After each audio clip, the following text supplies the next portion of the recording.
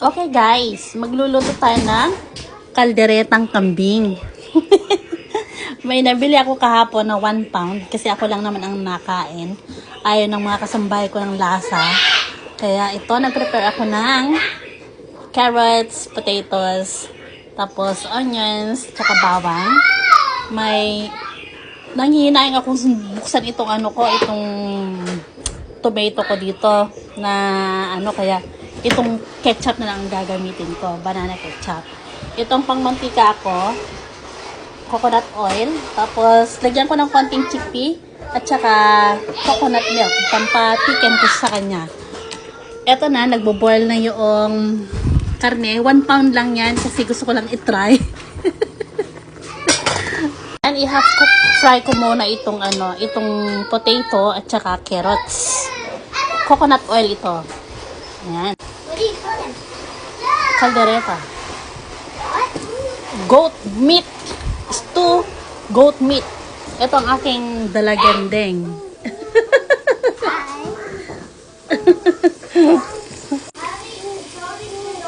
Oh, unplug it then.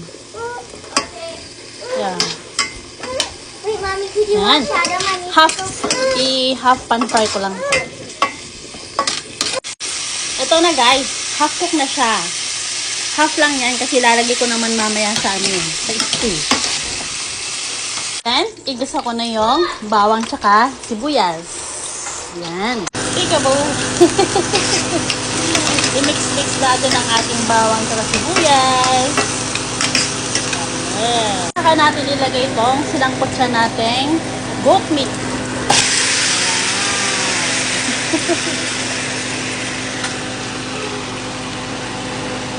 Beautiful. Grabe naman yung nagtinda. Porket 1 pound lang yung binili ko. Puro buto naman na ang binigay. Ayan o. Buto yan o. Ang lalaking mga buto ang binigay o. Ayan.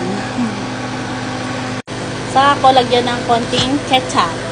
Ayan. Imbis na tomato sauce sana, ketchup na lang. Kasi sayang pag binuksan ko yung isang malaking na to. Tapos hindi ko rin naman gagamitin lahat. Here you go.